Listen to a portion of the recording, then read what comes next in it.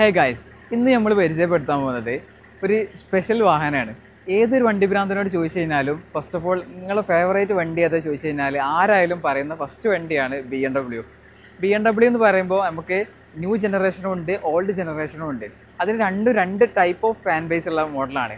പക്ഷേ കമ്പാരിറ്റീവ്ലി പുതിയ BMW വാഹനങ്ങളെക്കാൾ fans കൂടുതൽ വരുന്നത് പഴയ BMW വാഹനങ്ങൾക്കാണ്.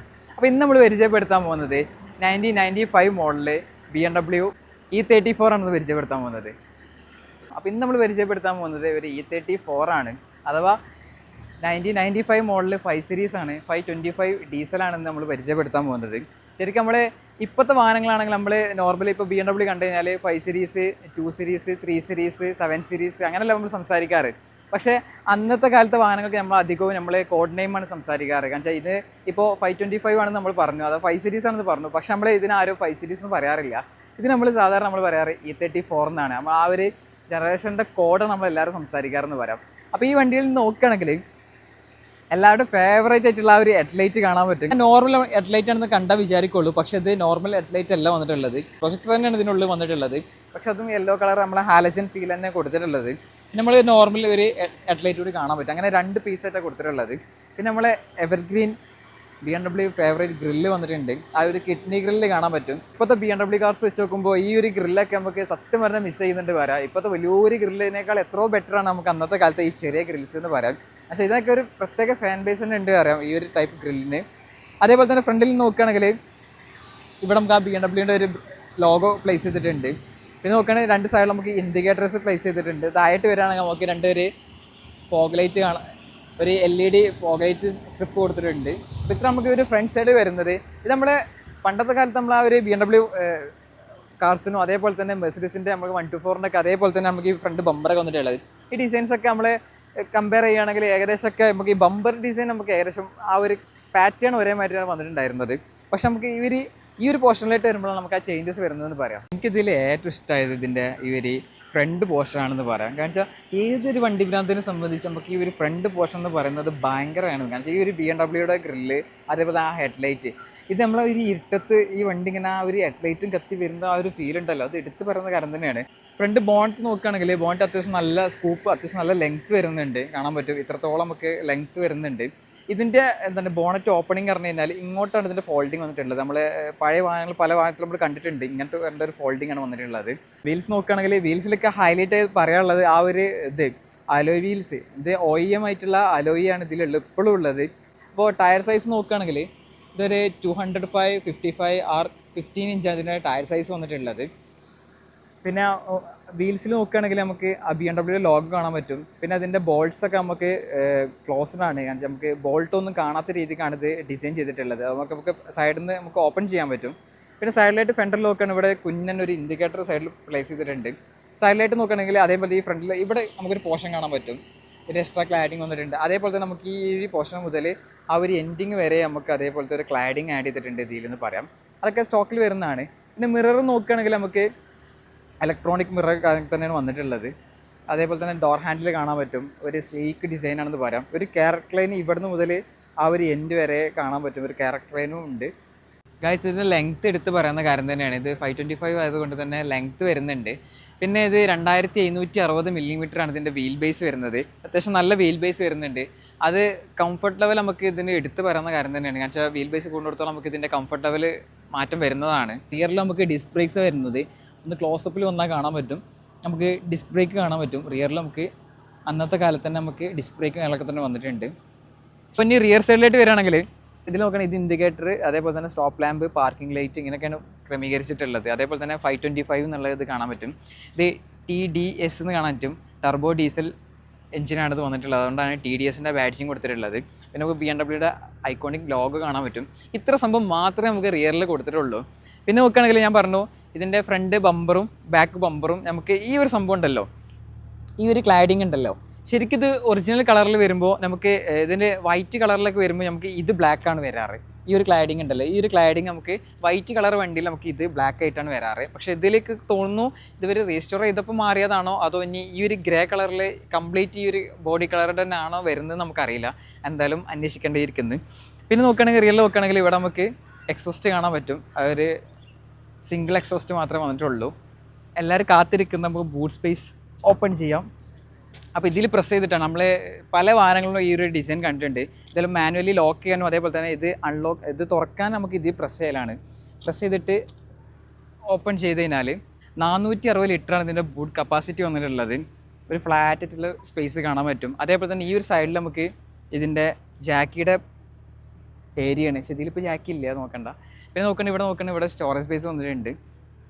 അതേപോലെ തന്നെ ഇവിടെ നോക്കുകയാണെങ്കിൽ നമുക്ക് ആ ഒരു അസാഡിൻ്റെ ഒരു ഏരിയ കൊടുത്തിട്ടുണ്ട്. നമ്മൾ ആ റിഫ്ലക്ടർ കൊടുക്കില്ല നമ്മൾ ബ്രേക്ക് ഡൗൺ അസിസ്റ്റൻ്റ് ആയിട്ട്, അപ്പോൾ ആ ഒരു സംഭവം കൊടുത്തിട്ടുണ്ട്. നീ താഴോട്ട് വരികയാണെങ്കിൽ ഇങ്ങോട്ട് വാ, ക്യാമറ വാ. ഇവിടെ നോക്കുകയാണെങ്കിൽ നമുക്ക് സ്പെയർ വീൽ ഇരിക്കുന്നത് കാണാൻ പറ്റും. സ്പെയർ ഇവിടെ കൊടുത്തിട്ടുണ്ട്, അത് വിത്ത് അലോയ വന്നിട്ടുള്ളത് കേട്ടോ. അപ്പോൾ ഇത്രയാണ് നമുക്ക് ഒരു ബൂട്ട് സ്പേസ് കുറിച്ച് പറയാനുള്ളത്. പിന്നെ നമുക്ക് ഇത് ഈ ഒരു സംഭവം നമ്മൾ ഓട്ടോമാറ്റിക്കാണ് വിചാരിക്കും, പക്ഷെ നമ്മൾ മാനുവലി ഇത് ക്ലോസ് ചെയ്യണം. അപ്പോൾ നമ്മൾ ഈ ഒരു ഡോർ പാഡ് നോക്കുകയാണെങ്കിൽ ഇതിൽ അപ്പോൾസ്ട്രി കംപ്ലീറ്റ് നമ്മൾ ക്ലോത്ത് മാറ്റിയിട്ടുണ്ട്. അത് നമ്മൾ വണ്ടി റീസ്റ്റോറേഷൻ ചെയ്തപ്പോൾ ഇതിൻ്റെ ക്ലോത്തുകളൊക്കെ മാറ്റിയിട്ടുണ്ട്. കാരണം വെച്ചാൽ കാലക്രമേണ ഇതിൻ്റെ മെറ്റീരിയലിന് എന്തായാലും കേടുപാട് സംഭവിക്കാമല്ലോ, അതുകൊണ്ട് ഇതിൻ്റെ ക്ലോത്തൊക്കെ മാറ്റിയിട്ടുണ്ട്. ഇതൊക്കെ ഒരു വെൽവെറ്റ് ഫീല് ആണ് കൊടുത്തിട്ടുള്ളതെന്ന് പറയാം. നോക്കുകയാണെങ്കിൽ ഇവിടെ നമുക്കൊരു AC വെൻറ്റ് വന്നിട്ടുണ്ട്. ഇവിടെ ഒരു AC വെൻറ്റ് കാണാൻ പറ്റും. അതേപോലെ തന്നെ ഈ ഒരു സംഭവം നോക്കുകയാണെങ്കിൽ നമുക്ക് ഈ ഒരു മിററിൻ്റെ അഡ്ജസ്റ്റ്മെൻ്റ് ആണ് ഇവിടെ കൊടുത്തിട്ടുള്ളതെന്ന് പറയാം. ഈ രണ്ട് മിററിൻ്റെ നമ്മളെ ലെഫ്റ്റ് ആൻഡ് റൈറ്റ് മിററിൻ്റെ കൺട്രോൾ നമുക്ക് ഈ ഒരു സൈഡിലാണ് കൊടുത്തിട്ടുള്ളത്. അതേപോലെ തന്നെ ഇവിടെ ഒരു AC കൺട്രോൾ വന്നിട്ടുണ്ട്. അതേപോലെ തന്നെ ഇവിടെ നമുക്കൊരു സ്പീക്കറിൻ്റെ പോർഷനും കൂടി കൊടുത്തിട്ടുണ്ട്. അപ്പോൾ ഇത്രയാണ് നമുക്ക് ഒരു ഡോർ ഹാൻഡിൽ പറയാനുള്ളത്. ഇങ്ങനെയാണ് ഇതിൻ്റെ ഡോർ ഹാൻഡിൽ വന്നിട്ടുള്ളത്. ഇതാണ് E34ൻ്റെ ഇൻറ്റീരിയർ എന്ന് പറയുന്നത്. പക്ക നീറ്റ് ആൻഡ് ക്വാളിറ്റി ആണെന്ന് പറയാം. കാരണം ഓരോ എലമെൻറ്റ് നോക്കുകയാണെങ്കിൽ അത്രക്കും നീറ്റാണെന്ന് പറയാം. അപ്പോൾ നമുക്ക് ക്ലസ്റ്റർ നോക്കുകയാണെങ്കിലും അതേപോലെ തന്നെ ഈ ഒരു സ്വിച്ചസ് നോക്കുകയാണെങ്കിലും ഒന്നിനും ഒരു ഡാമേജ് കാര്യങ്ങളൊന്നുമില്ല. അത്രയും ക്ലീൻ സ്പെക്കാണ് ഇതിൻ്റെ ഒരു ഇൻറ്റീരിയർ എന്ന് പറയാം.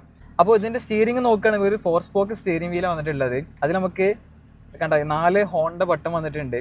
അപ്പോൾ ഇങ്ങനെയാണ് ഇതിൻ്റെ ഒരു പ്ലേസ്മെൻറ്റ് വന്നിട്ടുള്ളത്. പിന്നെ ഇനി ക്ലസ്റ്റർ നോക്കുകയാണെങ്കിൽ ഇവിടെ നമുക്ക് ഡീസലിൻ്റെ ഒരു ഗേജ് കൊടുത്തിട്ടുണ്ട്. അതിൻ്റെ ഗേജിൻ്റെ ഒരു പ്ലേസ്മെൻറ്റ് രസം കിട്ടും. അത് 0, 20, 40, 60, 80 ഇങ്ങനെയാണ് ഇതിൻ്റെ ഡിവൈഡിങ് വന്നിട്ടുള്ളത്. ഇപ്പോൾ ഈ ക്ലസ്റ്ററിലായിട്ട് നോക്കുകയാണെങ്കിൽ നമുക്ക് സ്പീഡോമീറ്റർ കാണാൻ പറ്റും. സ്പീഡോമീറ്റർ നമുക്ക് 240 ആണ് ഇതിൻ്റെ മാക്സിമം സ്പീഡ് കാണിക്കുന്നത്. അതേപോലെ തന്നെ നമുക്ക് ടാക്കോമീറ്റർ കാണാൻ പറ്റും. ടാക്കോമീറ്ററിൽ നമുക്ക് 6000 RPM ആണ് ഇതിൻ്റെ മാക്സിമം റെവ് ലൈന് കൊടുത്തിട്ടുള്ളത്. അപ്പോൾ ഈ ഒരു സൈഡിലായിട്ട് വരുമ്പോൾ മാനുവലി ഇങ്ങനെ ഈ ഒരു സ്വിച്ചസാണ് കൊടുത്തിട്ടുള്ളത് കേട്ടോ. ഈ ഒരു ടൈപ്പ് നല്ല രസം കിട്ടുമ്പോൾ ഇതിപ്പോൾ ഹെഡ്ലൈറ്റ് ഓഫാണ്, ഇത് പാർക്ക്, ഇത് ഹെഡ്ലൈറ്റ്. ഇങ്ങനെയാണ് ഇതിൻ്റെ ഒരു ക്രമീകരണം വന്നിട്ടുള്ളത്. ഇവിടെ നോക്കാൻ നമുക്ക് ഹെഡ്ലൈറ്റിൻ്റെ ആ ഒരു അഡ്ജസ്റ്റ്മെൻറ്റ് ഉണ്ടല്ലോ, നമുക്ക് വൈഡ് ആ കളർ ഓപ്ഷന്, അതിൻ്റെ ഒരു സ്വിച്ചസ് കാണാൻ പറ്റും. ഈ ഒരു ഹാൻഡിൽ നോക്കുകയാണെങ്കിൽ ഇത് വൈപ്പറിൻ്റെ കൺട്രോൾ ആണ് ഈ ഒരു ഹാൻഡിൽ വന്നിട്ടുള്ളത്.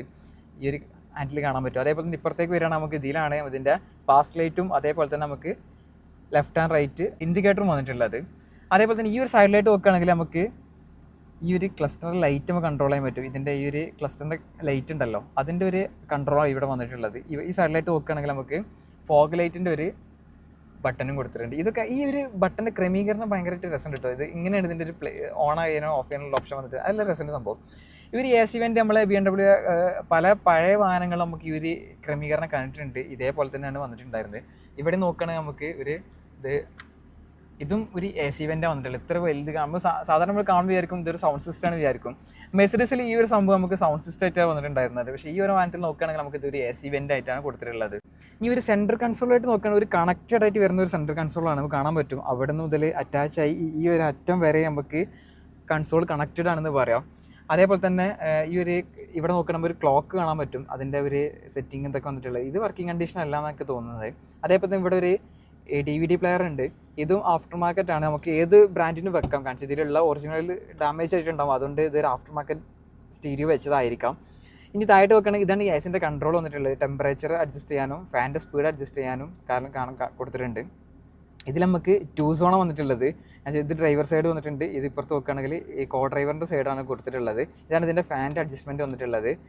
ഇനി ഈ ഒരു സൈഡിലായിട്ട് നോക്കുകയാണെങ്കിൽ ഇതിൻ്റെ ഓരോ മറ്റേ ഹീറ്റും ഫോഗറും നമ്മളെ ഗ്ലാസിൻ്റെ ഹീറ്റ് ചെയ്യാനുള്ള ഒരു ഓപ്ഷൻ അതിൻ്റെ കൺട്രോളൊക്കെയാണ് കൊടുത്തിട്ടുള്ളതെന്ന് പറയാം. പക്ഷേ അന്നത്തെ വണ്ടിയാണെങ്കിലും ഒരു 95 മോഡൽ വണ്ടിയാണെങ്കിലും പക്ഷേ ഇപ്പോഴത്തെ വാഹനങ്ങളെ ഇൻറ്റീരിയറിൻ്റെ കിടപിടിക്കാൻ പറ്റിയ രീതിയിലുള്ള ഇൻറ്റീരിയർ എന്ന് പറയാം. കാരണം വെച്ചാൽ ഇപ്പോഴത്തെ വാഹനത്തിൽ ഇത്ര രസമൊന്നും ഇല്ല കേട്ടോ ഇൻറ്റീരിയർ. എന്നുവെച്ചാൽ ആ ഒരു പഴയ വാഹനങ്ങൾക്കാണ് ഇത്രയും ഫീൽ വരുന്നതെന്ന് പറയാം. ഇനി ഗിയർ നോബ് നോക്കുകയാണെങ്കിൽ ഇത് park, reverse, neutral, drive, fourth അത് നമുക്ക് മാനുവലാണ്. ഫോർത്തും തേർഡും സെക്കൻഡും. ഇവിടെ നോക്കാം നമുക്ക് 3 മോഡ് കൊടുത്തിട്ടുണ്ട്. സ്പോർട്സ് മോഡ് ഉണ്ട്, എക്കോ ഉണ്ട്, പിന്നെ ഒരു ഫ്രീസ് പോലത്തെ ഒരു ഓപ്ഷൻ. അതെന്താണ് കറക്റ്റ് അറിയില്ല. എന്തായാലും ഒരു സ്പോർട്സ് എക്കോ കാണാൻ പറ്റും. ഈ ഒരു സെൻട്രൽ കൺസോളായിട്ട് ഇവിടെ നമുക്ക് ഇതിൻ്റെ ഒരു പവർ വിൻഡോൻ്റെ കൺട്രോൾ വന്നിട്ടുള്ളത്. സാധാരണ നമ്മളെപ്പോഴും ഡോർ ഹാൻഡിലാണ് കാണാറ്, പക്ഷേ ഇത് ഈ ഒരു സെൻട്രൽ കൺസോളിലാണ് വന്നിട്ടുള്ളത്. 4 വിൻഡോൻ്റെ നമുക്ക് അപ്പ് ചെയ്യാനും താത്താനുള്ള ഒരു ഓപ്ഷൻ കൊടുത്തിട്ടുണ്ട്.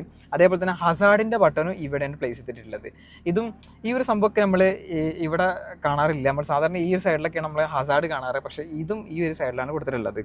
ഇത് നോക്കുകയാണെങ്കിൽ ഹാൻഡ് ബ്രേക്ക് ഇവിടെ കാണാൻ പറ്റും, ഇവിടെ ഹാൻഡ് ബ്രേക്ക് പ്ലേസ് ചെയ്ത് കാണാൻ പറ്റും. അതേപോലെ തന്നെ ഇതിൻ്റെ അപ്പോൾസ്ട്രി കംപ്ലീറ്റ് നമുക്ക് ഇത് മാറ്റം വരുത്തിയിട്ടുണ്ട്. സീറ്റിൻ്റെ കുഷനിങ് ഒക്കെ മാറ്റം വരുത്തിയത്, അതാണ് ഇത് ഒന്നുകൂടി ഒരു ഒരു ഫീൽ വരുന്നതെന്ന് പറയാം. പിന്നെ ശരിക്കും ഇവിടെ നോക്കുകയാണെങ്കിൽ റിയർ വ്യൂ മിറർ ഉണ്ട്, പക്ഷെ നമ്മൾ ഈ ഒരു വണ്ടിയിൽ നമുക്ക് ആ മിറർ മിസ്സിങ് ആയിട്ടുണ്ട് എന്ന് പറയാം. ഇവിടെ നോക്കുകയാണെങ്കിൽ നമുക്ക് ലൈറ്റ്സ് കാണാൻ പറ്റും. ഈ ലൈറ്റ്സ് ഫങ്ഷൻ അല്ല വന്നിട്ടുള്ളത്. പിന്നെ നോക്കുകയാണെങ്കിൽ ഇതിൻ്റെ റൂഫ് കംപ്ലീറ്റ് ബ്ലാക്ക് ഔട്ട് ചെയ്തിട്ടുണ്ട്. എനിക്ക് തോന്നുന്നു അത് ഇവർ ചെയ്തതായിരിക്കാം. എനിക്ക് ഇപ്പോഴും ഒരു പ്രത്യേകതയായി തോന്നിയത്. ഇപ്പോഴത്തെ വാഹനങ്ങൾ കാണാറുണ്ട്, പക്ഷെ നമ്മൾ അന്നത്തെ കാലത്ത് 95 മോഡലൊന്നും ഈ മോഡലിൽ ഇത് ഇങ്ങനെ സംഭവം കണ്ടിട്ടില്ലായിരുന്നു. നോക്കുകയാണെങ്കിൽ ഇതൊക്കെ പ്രോപ്പർ വർക്കിംഗ് ആണ്. നമുക്ക് വാനിറ്റി മിറർ വിത്ത് ലൈറ്റ് വന്നിട്ടുണ്ട്, നമ്മളെ കാണാൻ പറ്റും. അപ്പോൾ എനിക്ക് തോന്നുന്നു ഈ ഒരു റൂഫും അതേപോലെ തന്നെ ഈ ഒരു എലമെൻ്റൊക്കെ നമുക്കിത് ബ്ലാക്ക് ഔട്ട് ചെയ്തതാണ് കാണാൻ പറ്റും. ഇതൊക്കെ ബ്ലാക്ക് ഔട്ട് ചെയ്തതാണ്. അപ്പോൾ ആ ഒരു ഇൻറ്റീരിയർ മോഡിഫിക്കേഷൻ്റെ ഭാഗമായിട്ട് ഇതൊക്കെ ഒരു ബ്ലാക്ക് ഔട്ട് ചെയ്ത് മാറ്റിയിട്ടുള്ളതാണെന്ന് പറയാം. അപ്പോൾ ഗൈസ്, ഇതിൻ്റെ റിയർ സൈഡ് നോക്കുകയാണെങ്കിൽ, റിയർ സീറ്റ് നോക്കുകയാണെങ്കിൽ ഭയങ്കര കംഫി ആയിട്ട് മാറ്റിയിട്ടുണ്ട്. കാരണം വെച്ചാൽ ഞാൻ പറഞ്ഞു, ഇതിൻ്റെ ഒരു റെസ്റ്റോറേഷൻ വർക്കിൽ നമുക്ക് ഇതിൻ്റെ ക്ലോത്ത് കംപ്ലീറ്റ് മാറ്റം വരുത്തിയിട്ടുണ്ട്. ഇതിൽ ഒരു ബൾക്കി ആയിട്ടുള്ളൊരു ഹാം റെസ്റ്റ് കാണാൻ പറ്റും. ഭയങ്കര ബൾക്കിയാണെന്ന് പറയാം. കാരണം വെച്ചാൽ ഇത് ശരിക്ക് ഇങ്ങനെ നോക്കുകയാണെങ്കിൽ നമുക്ക് 3 ആക്കി ഇരിക്കാം. 3 ആക്കി പറഞ്ഞു കഴിഞ്ഞാൽ 2 വലിയ ആൾക്കും ഒരു ചെറിയ ആൾക്കും ഇരിക്കാനുള്ള സെറ്റപ്പേ ഉള്ളൂ. കാരണം വെച്ചാൽ നമുക്ക് സെൻട്രൽ ടണൽ കാണാൻ പറ്റും, അത്യാവശ്യം നല്ല ബൾജ് ചെയ്ത് വരുന്നുണ്ട്. പിന്നെ റിയറിലും നമുക്ക് AC ഔട്ട് വരുന്നുണ്ട്. ഇവിടെ ഒരു ബ്ലോവർ കാണാൻ പറ്റും. ഇത്രയും സംഭവം നമുക്ക് റിയറിൽ വന്നിട്ടുണ്ട്. പിന്നെ നോക്കുകയാണെങ്കിൽ നമുക്ക് ഈ ഒരു ഡോർ പാഡിൽ നമുക്ക്, ഞാൻ പറഞ്ഞു, ഫ്രണ്ടിലും അതേപോലെ തന്നെ ഇവിടെയാണ് ഇതിൻ്റെ പവർ വിൻഡോൻ്റെ കൺട്രോൾ വന്നിട്ടുള്ളത്. ഇതൊക്കെ ഫംഗ്ഷനാണ് കേട്ടോ. ഇതെല്ലാം വർക്ക് ചെയ്യുന്നുണ്ട് നീറ്റായിട്ട്. പിന്നെ ഇവിടെ നോക്കുകയാണെങ്കിൽ നമുക്ക് ഈ സൈഡിലോട്ട് നോക്കിക്കോ, ഇത് തുറന്ന് കിട്ടിയാൽ ഭാഗ്യമുണ്ട്. കാരണം പഴയ വണ്ടിയല്ലേ, അതിനൊരു പരിധി. തുറന്നു. ഇത് നമുക്ക് ആസ്ട്രയാണ് വന്നിട്ടുള്ളത്. നമുക്ക് സിഗരറ്റ് അന്നത്തെ കാലത്ത് എന്താണെന്ന് അറിയില്ല. നമുക്ക് ഏതൊരു പഴയ വണ്ടി നമ്മൾ വീഡിയോ എടുക്കുമ്പോൾ നമ്മൾ പറയാറുണ്ട്, അന്നത്തെ വണ്ടിയിൽ ഓരോ സ്ഥലത്തും, ഇപ്പോൾ സൈഡിൽ, ഇവിടെ, പിന്നെ ഫ്രണ്ടിൽ, അവിടെയൊക്കെ ആസ്ട്ര കൊടുത്തിട്ടുണ്ടാവും. കാരണം വെച്ചാൽ അന്നൊക്കെ എല്ലാവരും സിഗരറ്റ് വലിന് ഇമ്പോർട്ടൻസ് കൊടുത്തിരുന്നതാണ്. അന്ന് എല്ലാവരും വലിച്ചിരുന്നായിരുന്നു. അന്ന് വണ്ടിയിൽ നല്ല ഇമ്പോർട്ടൻസ് കൊടുത്തിരുന്നു ആസ്ട്രയ്ക്ക്. പക്ഷേ ഇപ്പോഴത്തെ വണ്ടിയിൽ നോക്കിക്കഴിഞ്ഞാൽ നമുക്ക് ആസ്ട്ര അത്ര കാണാൻ പറ്റില്ല എന്ന് പറയാം. അത് അപൂർവങ്ങളിൽ അപൂർവമായി മാറിയിട്ടുണ്ട്. ഹെഡ് റെസ്റ്റ് നോക്കുകയാണെങ്കിൽ അവർ പക്ക സ്റ്റാൻഡേർഡ് സംഭവം ഇട്ടത് ഈ ഒരു സ്റ്റെയിൻലെസ് സ്റ്റീലാണ് കൊടുത്തിട്ടുള്ളത്. അതേപോലെ നമുക്ക് ഇവിടെ റിയറിൽ നമുക്ക് ലൈറ്റ് കാണാൻ പറ്റും. ആ ഒരു സൈഡിലും ഉണ്ട്, ഈ ഒരു സൈഡിലും. അങ്ങനെ 2 ലൈറ്റ്സ് ക്രമീകരിച്ചിട്ടുണ്ട്.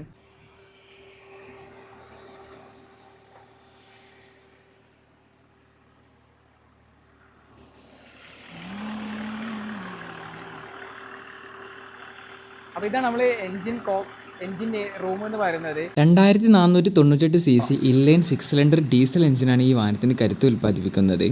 അത് ഏകദേശം 143 HP പവറും അതേപോലെ തന്നെ 260 Nm ടോർക്കുമാണ് പ്രൊഡ്യൂസ് ചെയ്യുന്നത്.